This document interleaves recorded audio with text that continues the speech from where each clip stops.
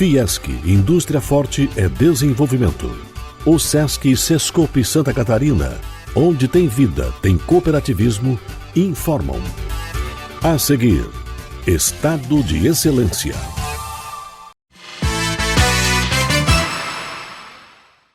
Começa agora mais uma edição do programa Estado de Excelência. São 17 anos no ar. Pela audiência, agradecemos a você.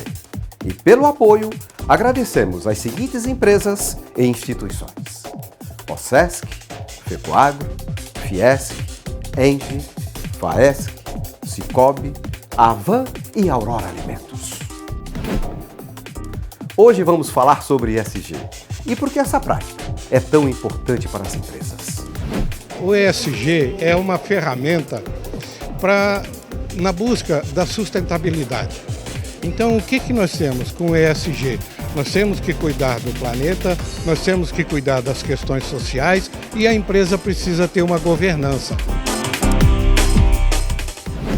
Vamos continuar falando sobre ESG, mas antes, vamos às informações de mercado. Oferecimento FAESC, a Federação da Agricultura e Pecuária de Santa Catarina. Uma iniciativa com visão de futuro.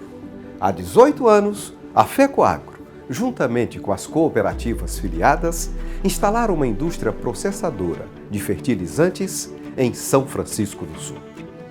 A ideia era garantir produtos com qualidade para os mais de 60 mil pequenos agricultores associados e também funcionar como reguladora de preços entre os demais fornecedores de fertilizantes. As cooperativas, como as maiores distribuidoras de fertilizantes do estado, não poderiam ficar unicamente na mão da intermediação de outros fornecedores.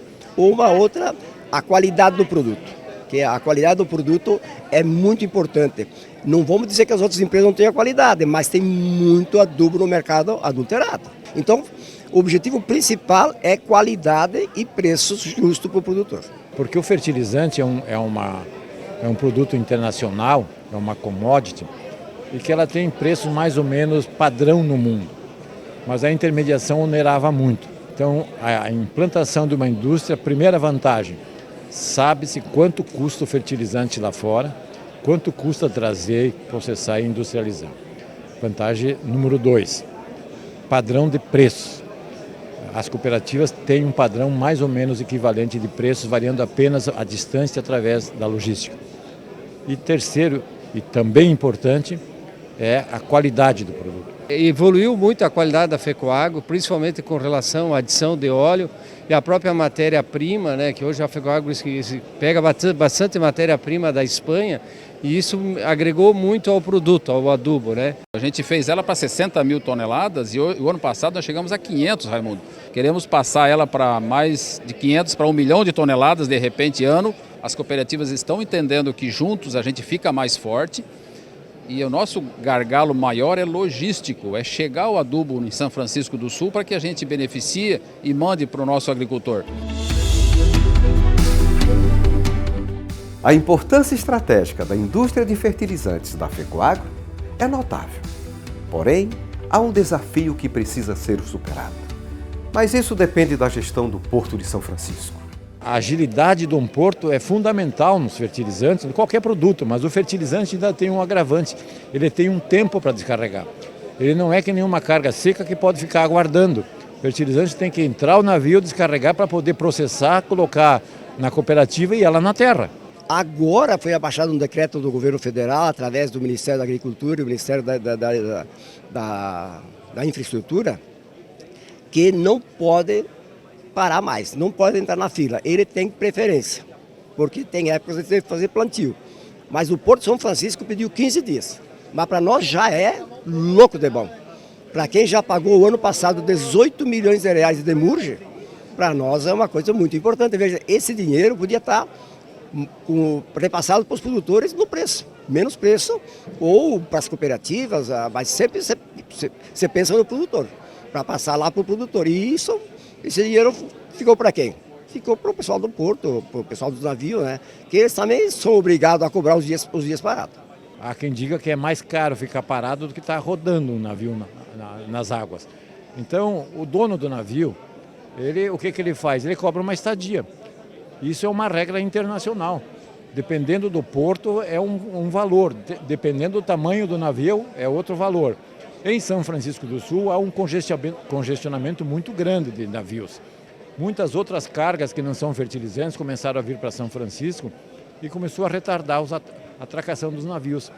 E isso representa um custo elevado, dependendo do tamanho. Por exemplo, hoje nós estivemos na fábrica e a nossa gerente disse que tem um navio aguardando lá que custa $45 mil por dia. Cada dia que ele ficar parado, nós temos que pagar $45 mil. E isso significa o quê? Elevação dos custos finais do produto. Você tem que repassar isso no produto. Quem vai pagar, em última análise, é o agricultor. Nós somos repassadores, então tudo que a gente conseguir diminuir de custo entre o adubo que vem, infelizmente são todos quase importados, 90% ou 95% é importado, até o nosso agricultor, nós somos só o meio, estamos fazendo a ponte que chega lá. E o Estado, que é o responsável pela operação do porto, precisa fazer melhor o seu dever de casa, ou seja, solucionar de vez a questão logística que encarece a cadeia produtiva do setor de alimentos. Então o governo tem que fazer esse esforço. O que ele tem feito? Pouco nessa fase. Ao contrário, até quando possível, cobrado impostos. Agora tem uma legislação que não é só do Estado de Santa Catarina, mas o Estado de Santa Catarina também participou da decisão de passar a tributar, inclusive as importações pelo Estado. Não com o mesmo percentual, com a mesma alíquota, mas importar. Vai onerar o produtor. Além disso, dentro de Santa Catarina, hoje não tem tributação. As cooperativas vendem para o agricultor sem ICMS.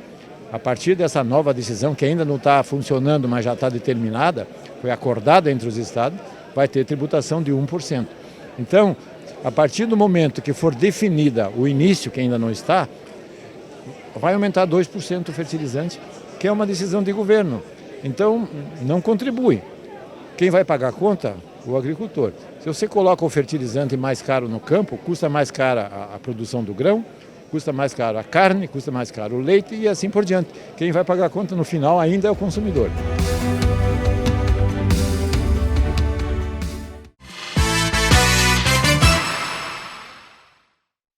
Hoje vamos falar sobre ESG e por que essa prática é tão importante para as empresas.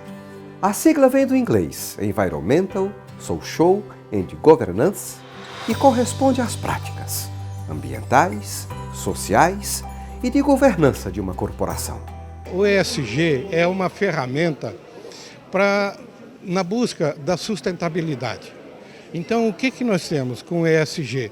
Nós temos que cuidar do planeta, nós temos que cuidar das questões sociais e a empresa precisa ter uma governança. Então, nós estamos falando aqui de planeta, nós estamos falando de pessoas e nós estamos falando do lucro das próprias empresas.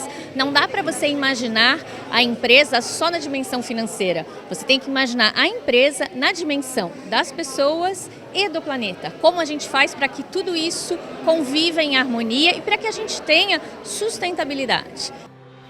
No evento promovido pela Fiesc, que reuniu empresários e executivos de grandes players do mercado, especialistas e representantes das câmaras setoriais da indústria, abordaram a relevância do tema.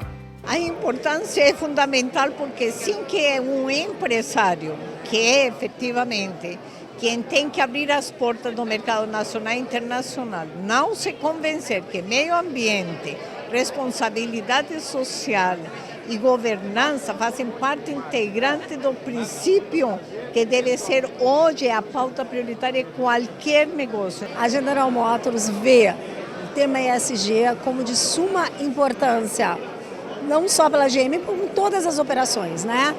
O ambiente social e a governança é o que rege a operação de uma empresa. Ela já faz parte do nosso dia a dia, né? Falar em ESG é um tema tão vasto que a opção que faço não é por falar conceitos, tendências, mas falar daquilo que mesmo que antes que essa sigla fosse criada, nós já vimos adequando nossos processos de produção. Nosso grupo tem 140 anos. E a gente já pratica isso pelo menos há uns 50. né? Então nós temos temos atividades e projetos na área ambiental, na área social já há muitas décadas, né? E hoje se resume isso tudo nessa sigla moderna aí, né? Mas é importante, além de mostrar os projetos que a gente tem, né, mostrar alguns dos projetos, é entender que isso não pode ser moda, isso não pode ser encenação, isso tem que ser cultura, né? E cultura é alguma coisa que tem que vir de dentro, tem que fazer parte realmente dos hábitos, usos e costumes de uma organização, seja ela pública ou privada.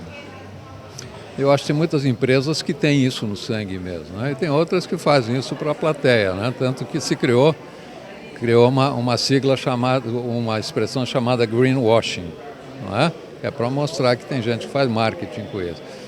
Mas eu acho que todo mundo está entendendo a importância disso e mesmo as empresas que não entendam que isso seja um valor importante, elas vão ter que se adequar porque o mercado está mudando, o mercado está reconhecendo a importância disso.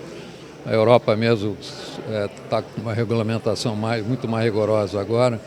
Quem quiser fornecer lá vai ter que fazer um rastreamento da sua cadeia de suprimentos, vai ter que mostrar que atende o Acordo de Paris nas questões ambientais. Então, acho que existe uma corrente mundial em prol disso. E certamente esse é um tema que está muito em evidência e nós estamos aqui então para discutir com a sociedade empresarial catarinense quais são as medidas e como podemos implementar essa nova demanda nas empresas. E principalmente aquelas empresas que estão interessadas no mercado internacional, é uma questão que é irreversível. Nós temos que praticar o ESG como uma nova metodologia de trabalho, com novas orientações, e essa é a importância do evento. Então, disseminar essa cultura do ESG no empresariado catarinense. ESG é o desafio encarado pelas empresas comprometidas com as questões sociais, ambientais e de boas práticas de governança. E para impulsionar o movimento em direção ao tema, a Federação das Indústrias de Santa Catarina realizou o Fórum Radar ESG, com especialistas e cases de companhias que estão avançadas na prática. Na ENGIE, como você mesmo falou, a gente já pratica ESG há mais de 20 anos, muito antes de se tornar essa moda que está agora, o assunto que todo mundo comenta, né? Então nós temos práticas, e nas 3 letrinhas do ESG, nós temos práticas de meio ambiente muito fortes, então destaco o projeto de matriz de biodiversidade e de conservação de nascentes, que é um projeto inclusive muito bonito, que junta educação ambiental e conservação ambiental. Na prática, na letrinha do S, na prática social, a gente tem um projeto que para a gente é muito querido, que é o projeto Parcerias do Bem, que é justamente onde a gente oferece os nossos projetos sociais como produtos sociais para os nossos clientes e parceiros, para que eles possam também investir nesses projetos. Então a gente aumenta o alcance desses projetos sociais. E na parte de governança nós temos inúmeras certificações, ISO 14000, 9001, 37001, que refletem a maturidade da nossa governança corporativa. Luciana Navarrete, diretora administrativa da ENGIE Brasil Energia, mediou o primeiro painel do evento, apresentando uma linha do tempo sobre ESG. E é um prazer compartilhar esse painel aqui comigo hoje. Tenho a Marcela Ungaretti, da XP Investimentos, obrigada. E eu tenho também a Luciana Schneider, da Itaú Unibanco. Muito obrigada. Sejam bem-vindas, gente. Mas eu trouxe esse material aqui para a gente destacar alguns pontos. E o primeiro deles é que o ESG ele não é um tema recente, gente. Desde o final dos anos 70, a gente já falava do conceito de desenvolvimento sustentável. E ali, em 1987, a gente teve um marco bem importante, que foi a publicação de um relatório da ONU, o relatório Brundtland. Brundtland era a primeira-ministra da Noruega, né, que foi quem coordenou a comissão da ONU, que publicou esse relatório. E esse relatório foi quem disseminou o tema desenvolvimento sustentável.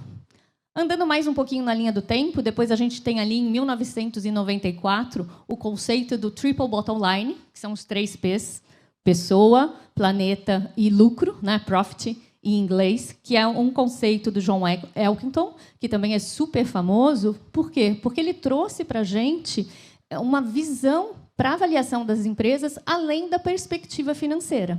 Então, ele incorporou a perspectiva social e ambiental também na avaliação das empresas.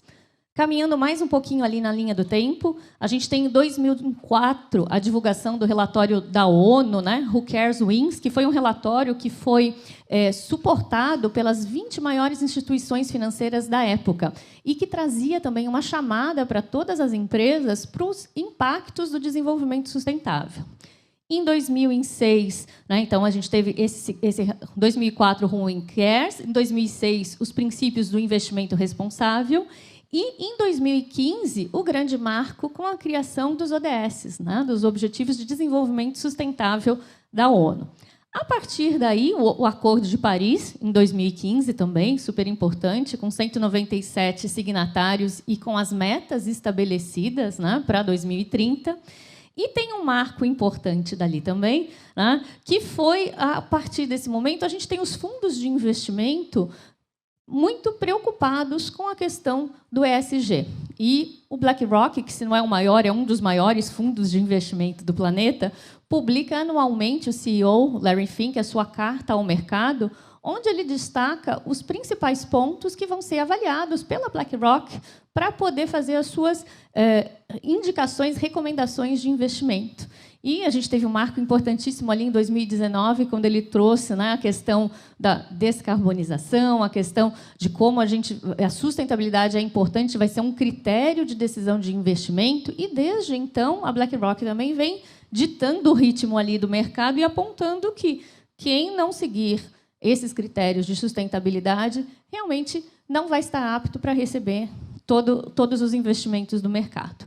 Então, começando assim com esse histórico, que é só para a gente aquecer aqui, eu queria, com as minhas colegas aqui, fazer a pergunta, né? Considerando, como a gente viu, a urgência do tema, que está na pauta de todo mundo, as empresas que não tiverem práticas consistentes de ESG, estão fadadas a, de repente, não conseguir investimentos necessários.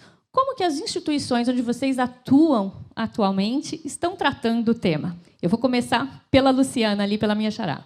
Então, trazendo um pouco da agenda ESG do Itaú e um pouco do processo de reflexão, eu acho que quando a gente fala de agenda ESG e a gente lembra de um conceito passado aqui de sustentabilidade, a grande questão que era discutida no momento seríamos impactados pelos nossos consumidores, né? A decisão de consumo seria a partir de práticas das empresas. E o que a gente vê hoje é que, de fato, o consumidor ele é um player importante nessa agenda, mas não somente. Mas, quando a gente olha para outros vetores, por exemplo, como investidores e mercado, o que a gente percebe é que ele traz o tema de uma forma bastante ampla, né?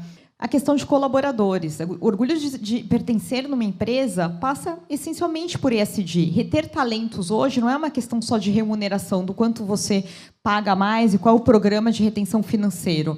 Se ele não se sentir conectado ao propósito da empresa, ele vai migrar independente de qual é a diferença salarial e qual é o pacote que você está oferecendo, né? E a gente tem um outro fator super importante, que é o regulador, o regulatório, né? Seja no executivo, no legislativo, muitas vezes pelo judiciário. Também são impostas questões importantes de ESG, que nem sempre a gente está tão preparado para o nível que o tema tem atingido por meio dessas exigências, né? Então, o papel das empresas tem mudado, né? Eu acho que não só porque é o certo a ser feito, mas também porque a gente tem diversos vetores de pressão que têm nos provocado para essa mudança. O ano passado, o nosso Banco Central ele soltou uma série de resoluções voltadas para a responsabilidade socioambiental e climática, e ele traz impactos importantes tanto na questão do crédito como de investimento. E, naturalmente, isso vai impactar as empresas, porque você acaba puxando pelos recursos financeiros a disponibilidade e quais são ali os critérios, e isso acaba impactando as empresas, que também vão começar a ter os seus riscos avaliados a partir desta perspectiva, né? Algo que a gente não percebe acontecendo em outros lugares do mundo e que sim está presente nas nossas novas normativas é a questão do social. Então, não só a questão da diversidade, mas é como é que a gente impacta, principalmente públicos vulneráveis. Então, a gente acredita que após as normativas que cada banco vai ter que divulgar a partir de final de junho desse ano, isso vai ter um reflexo muito grande na trilha dos recursos financeiros de como é que isso chega nas empresas. Como que a gente traduz isso, algo tão complexo? A gente passou por um processo de reavaliar a nossa política de sustentabilidade, que foi traduzida em compromissos de impacto positivo. Então, a gente declarou a nossa estratégia ESG por meio de 10 compromissos de impacto positivo. Então, a gente tem desde compromissos mais atrelados ao nosso jeito de fazer, compromissos diretamente às vertentes de atacado e varejo de negócio e ações institucionais mais a parte de transparência. E por trás de cada compromisso, a gente tem todos os KPIs, os projetos, e a gente faz um reporte público da nossa evolução em cada um deles. E aí, alguns exemplos de como isso permeia, de fato, frentes internas do Itaú. Então, no atacado, a gente tem uma meta declarada de contribuir com 400 bilhões para desenvolvimento sustentável até 2025.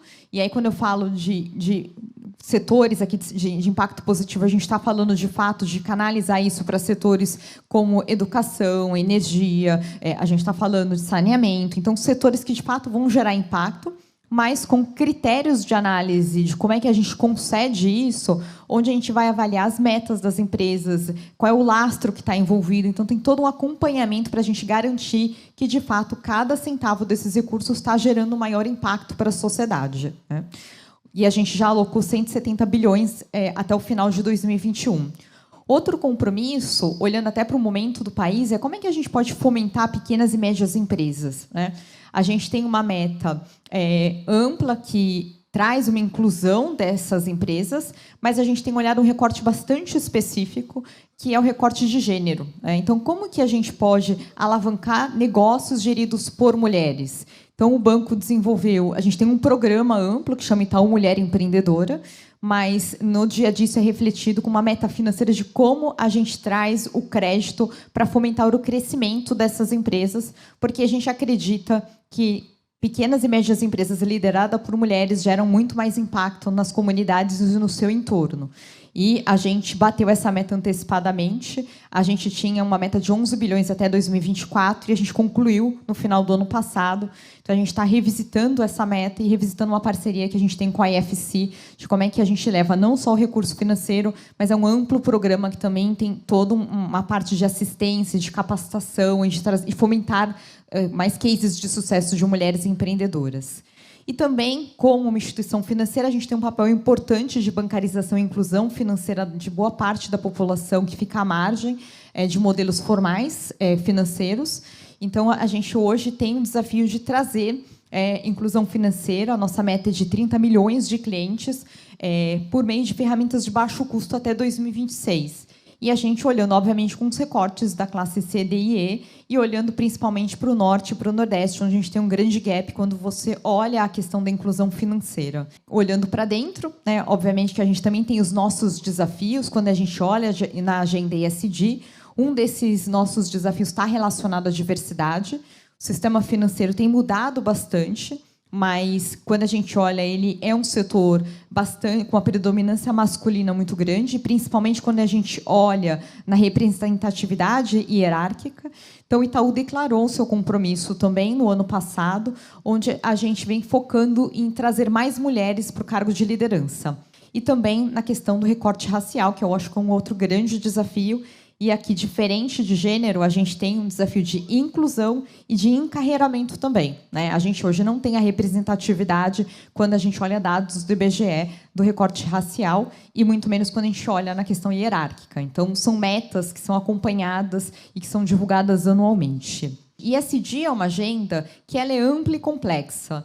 Então, quando a gente traz isso para os clientes, o que a gente percebe é que, muitas vezes, assim, qual que é o norte? Como é que eu priorizo isso, né? Grandes empresas já estão acostumadas a discutir matriz de materialidade. Então, naturalmente, você consegue olhar para o ESG, para aquilo que faz sentido para a sua empresa e desenhar a sua jornada. Mas isso não é uma realidade para muitas empresas quando a gente vai de médio para pequenas empresas. Então, a gente tem uma política para avaliar todas as práticas ESG dos nossos clientes, mas que vai trazer, no final do dia, não só um sim ou um não, mas vai trazer um feedback de qual é a jornada que esse cliente pode ter para ele ter acesso a um crédito mais barato, uma linha que vai ajudar ele numa transição. Como é que ele pode fazer isso? É estar junto com o cliente nesse processo de análise para avaliar desde os aspectos ambientais, sociais e de governança, como que isso de fato está refletido ou como que ele pode melhorar isso para de fato estar antenado e ter de fato uma perenidade sustentável do seu negócio, né? Porque o ponto se eu conceder o crédito, não é só o risco de não pagamento, né? Mas é um risco dessa empresa não existir no futuro, né? O quanto, às vezes, dando uma linha de crédito equivocada, eu não estou acelerando ali, de fato, algo que vai levar aquela empresa numa situação bastante complicada. Então, o trabalho de análise do Itaú e de diálogo com seus clientes, ele não passa só pela parte de risco, mas a gente tem a agenda ESG não só sendo discutida na hierarquia do banco, mas ele chega na ponta. Então, os nossos comerciais estão bem preparados para poder fazer esse diálogo e ter ali assertivamente para cada empresa que faz uma tradução para o setor onde ela está inserida e quais são os desafios que vêm a seguir e quais são os melhores mecanismos financeiros para isso. Ser um banco ESG é ser um banco que vai ajudar os nossos clientes nesse processo de transição. E agora eu queria passar para a Marcela contar um pouquinho para a gente como que funciona isso na XP, Marcela. A gente sempre diz, né, que aqui no Brasil a gente está no início dessa jornada, mas, sem dúvida, a gente vê o tema avançando com uma velocidade bastante interessante. E aqui na XP a gente busca, sem dúvida, né, acompanhar e impulsionar essa agenda e, mais particularmente, né, na área de research, entender como é que a gente pode ajudar os investidores e as companhias também ao longo desse processo. E o programa de hoje termina aqui. Se você deseja rever matérias desse programa e também dos anteriores, acesse o site estadodeexcelência.com.br. A gente se vê na próxima semana em mais um caso de excelência. Um grande abraço e até lá!